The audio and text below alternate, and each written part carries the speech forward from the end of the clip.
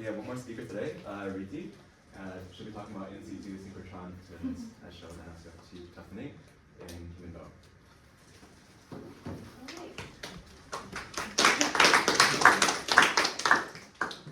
Hi everyone, my name is Riti and I'm a fourth year PhD student with Giuliano. Let me start with a question. How many of you have ever done a half marathon? Okay, I want you to recall the time you took to complete the half marathon and I will ask you in 10 minutes. Okay, so here's something that might surprise you. Within just a few hours of loading, our bone accumulates microdamage and it, yes, it does accumulate microdamage. And these are tiny cracks that you cannot feel, but they're there. And if you look at the remodeling process of bone, because bone is a living tissue, it happens much slower than the damage we're accumulating.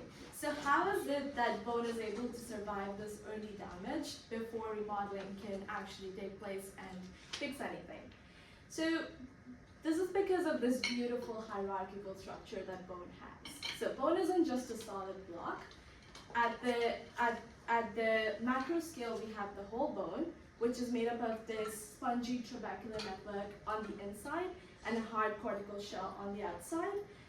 These in turn are made up of trabeculae and osteons, which both have these lamellae-like features. So we have straighter lamellae in the trabecula and then more circular lamellae in the osteons. And if we go down to the nanoscale, we have mineralized collagen fibrils. So these tiny fibrils bundle up into lamellae, into trabecula, into osteons, and together they help dissipate energy and resist cracks. But this very complexity is also what makes it incredibly challenging to study, especially how bone fatigue damage occurs. So if we look at most previous work done on bone, it focuses on the macro scale. So here we can see the x-axis is in millimeters. These are examples of overload or monotonic studies.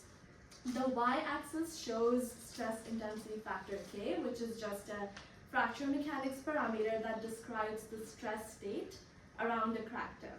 And it is dependent on the load being applied and the geometry of the beam. There is also macro scale fatigue behavior of bone. So the y-axis here is showing crack growth rates which are spanning from microns to millimeters per cycle, and we don't really have sufficient resolution here to understand what exactly is happening at the nanometer to micrometer scale, or how these cracks are at first initiating, right? So just to bring everything together, here's a simple schematic that I created. So on the y-axis we have length scales going from fibrils to whole bone, and on the x-axis, we have time scales going from hours to days to weeks to months. So most of the literature that we just reviewed fits in this very quick macro scale behavior, like sudden overloads that happen within seconds. But bone failure isn't always about these traumatic impacts. So if you look at most bone injuries, especially in aging populations or athletes, they happen from this accumulated microdamage over time that then leads to fatigue or stress fractures. And the critical part is that the remodeling process, which is the bone's natural repair mechanism, kicks in on the scale of weeks to months. So our work focuses on this fibril architecture at the nanoscale, investigating how this particular level of the hierarchical design prevents microdamage from building up and then turning into catastrophic or traumatic fracture. So the central question of my research is, how does the mineralized collagen fibril microstructure of bone mitigate fatigue or stress fractures? To answer this question, we developed an experimental framework using synchrotron X-ray tomography and radiography at the Brookhaven National Lab Synchrotron facility. So it's just similar. If you've ever broken a bone and you've had to take an X-ray, it's the same thing. That's it. It's just much higher resolution, much higher doses. So the setup includes this X-ray source. We have some optics, And we have a motorized stage on which we place our sample. It can rotate 360 degrees for tomography.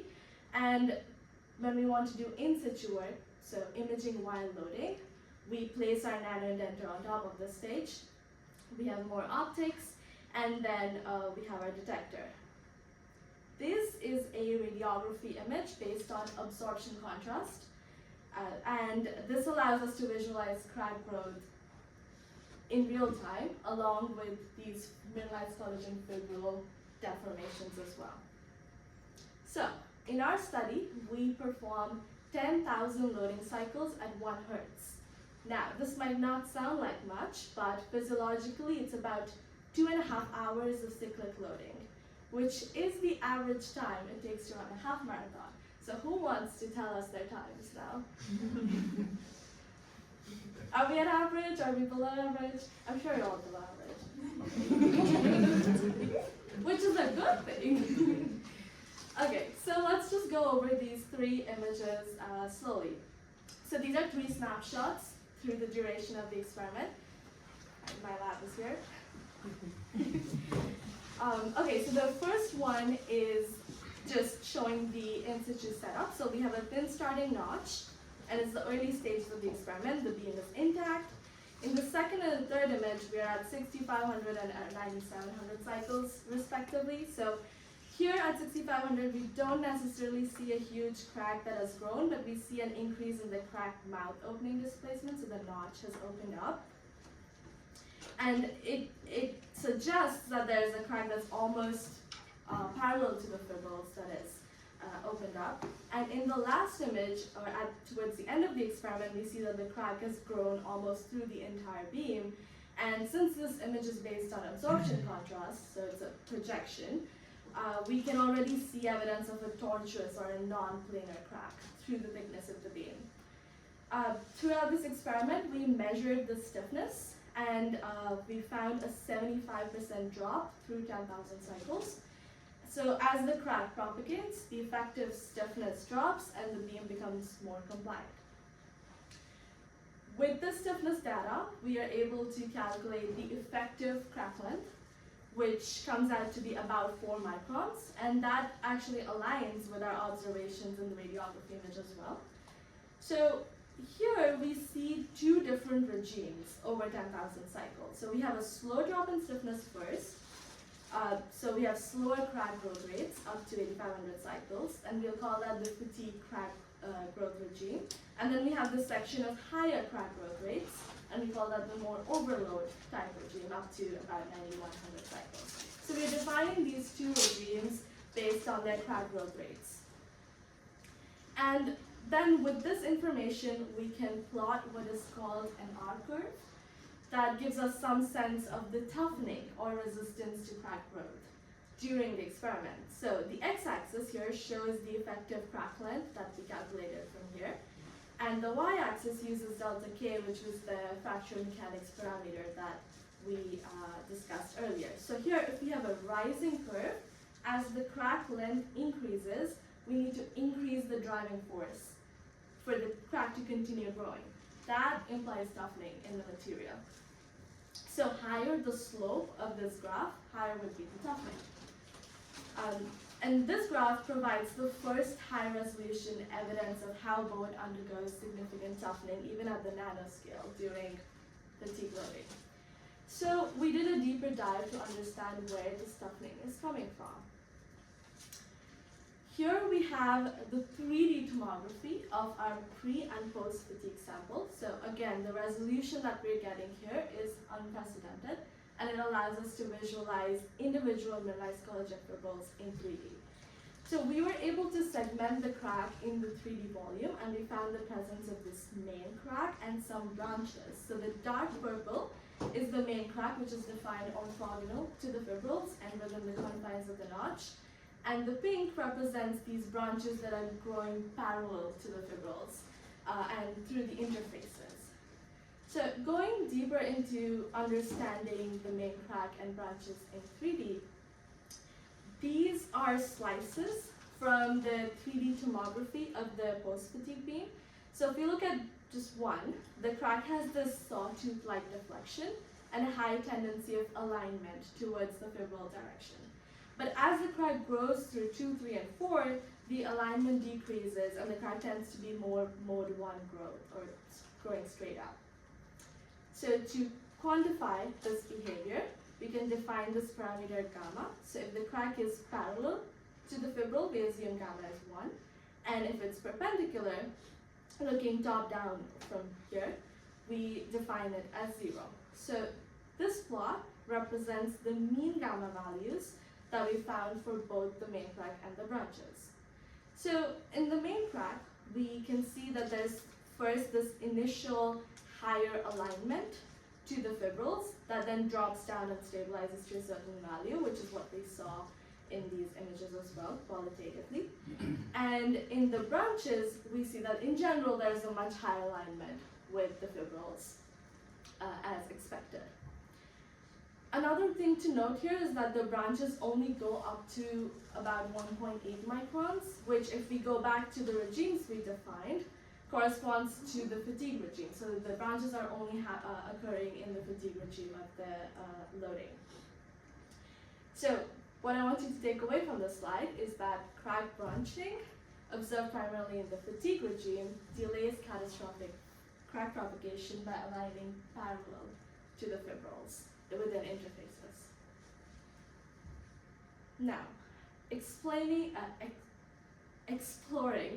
the fatigue regime a bit more, we can plot crack growth rates with respect to delta A. So in the fatigue regime, our crack growth rates are at about 0.4 nanometers per cycle, and the overload regime goes up to 4 nanometers per cycle, which is an order of magnitude different. Also, in the fatigue regime, we observe these drops in crack growth rates at certain intervals. So if you look at the peak widths of these drops, or the alpha values, they're very similar to what we would expect the dimensions of the fibrils to be. So to confirm the hypothesis, we looked at the gray intensity values over slices from our 3D tomography data. So the brighter regions here would be higher absorption intensities, so they would be the fibrils, and then the lower intensities would be the interface between these fibrils. So we plot both these alpha values and fibril dimensions, and we found that both of these values are within the expected fibril dimensions of about 100 nanometers, and that suggests that we're seeing these decelerations at nanoscale interfaces during the fatigue regime. So in bone, we have this interface of fibril and non-collagenous proteins that have an elastic mismatch, and we see a deceleration in crack growth rate at these interfaces, and that in turn causes this meandering type crack. So this has actually been extensively seen in literature and happens due to either an elastic or toughness mismatch at interfaces. But I don't think we've seen it at the nanoscale before. So what we find is that the nanoscale interfaces decelerate fatigue crack growth rates when traveling orthogonal to fibrils at interfaces due to this elastic mismatch. So to recap, the branching in the fatigue regime was parallel to the fibrils, and this deceleration at interfaces is orthogonal to the fibrils, and both are observed in the fatigue regime of the loading response. Moving on to the overload regime, so branching and deceleration have now been exhausted, and most previous literature has focused primarily on this overload type behavior, so I'm going to keep this short. We know that there's this presence of fibril bridging as a toughening mechanism, so these fibrils just don't break as the crack keeps going, so they take up some load, and this is pretty well studied. And we can see some evidence of that in our sample as well. Okay, now that we have explored this detailed mechanics, microstructural behavior of bone fatigue, let's step back for a moment and consider why this matters in the real world. So our opening question was activities like running, hiking, walking. We repeatedly load our bones, but they're also with varying intensities. So sometimes the load is light, sometimes it's heavier. And these changes in load intensity, or from a fracture mechanics perspective, would be changes in the Kmax, are what we experience in everyday life. So understanding how bone responds to these changes is key to understanding how fatigue damage actually occurs in a more realistic and physiological sense. So in this section, we will look at how varying Kmax influences fatigue crack growth and toughening mechanisms, just trying to understand our results in a more physiological context. So let's bring back the data from the sample that we've spent the last 15 minutes talking about and extensively characterizing. So this time I'm plotting delta A versus cycle number, with the x-axis being on the log scale. So we saw that the crack grew up to 4 microns, and this is the R curve. The y-axis this time is K tilde, which is just Kmax normalized to K1C. So at this scale, the fracture toughness from literature is considered to be about 1 MPa root meter. So in this experiment, we can say we are at 15% of fracture toughness. So we are cycling at about 15% of fracture toughness. So we also see that the two regimes, fatigue and overload, they have different toughening rates. So we found that there was higher toughening as we increased the Kmax, and as we move towards the more overload type regime.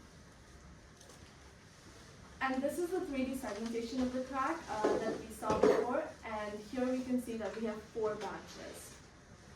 So the second specimen that we looked at, so the first one was at 15%, now we're looking at 20% of fracture toughness. And we found a crack growth rate of about 2 microns over 4,700 cycles. And here too we have this fatigue regime up to a micron, and then this catastrophic increase up to 2 microns. And here also we found the presence of branches and deceleration of interfaces in the fatigue regime. But something to note here is that we see a higher toughening rate at higher K tilde values.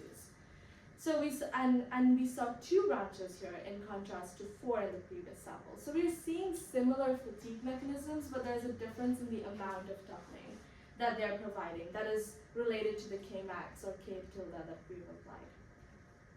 The last sample I'm showing here was cycled at 30%, so we had 15, 25, 30 of fracture toughness, and this underwent only 62 cycles to give about a micron of crack extension. And the toughening rate for this sample was the highest between the 3 specimens, and the highest Kmax as well. So the 3D tomography here showed that there was a pre-existing defect, and the crack deflected into it and left an uncracked region over here, which is what caused this high toughening. So what I want to emphasize in this section is that a higher K tilde leads to activation of these different mechanisms that then leads to higher toughening rates. So this should be up to a monotonic threshold of 1 MPa. Now we've seen how Kmax influences toughening in dry bone. The next question for us was, what's the next step towards physiological relevance? So we want to truly understand differences in fatigue resistance. Say we want to go to understanding healthy and diseased bones or osteoarthritis. We need to study fatigue in a more physiological sense. So we know that bone doesn't work in a dry environment. It's constantly hydrated, and the hydration can alter its mechanical behavior. So our next step is to capture exactly that. Here is our new experimental setup. So we have the same silicon chip, which has supports on it, and we have our bone sample on it, mounted on it, just like we saw earlier. This time we're just introducing a small droplet of water to keep the sample hydrated. But this now needs to be done ex situ. We cannot put this in the X-ray. So these are some preliminary results from a hydrated loading experiment, and even at this early stage we can already see clear differences in the deformation behavior compared to the dry state. There's so much more deformation. It's a lot less brittle than what we were seeing earlier. So with this sample, we did some post-tomography, and in the next slide, I'm going to show you a video of the slices as we go in Y. So we're going to see the XZ plane, and the slices would be in Y.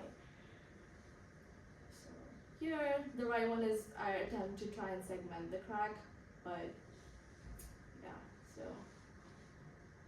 oh, can I not pause it? Okay, so like here we can see that there's no obvious crack path.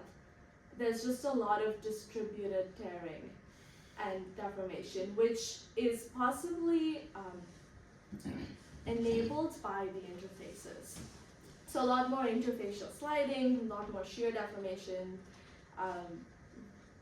definitely dramatically increased ductility. Yeah.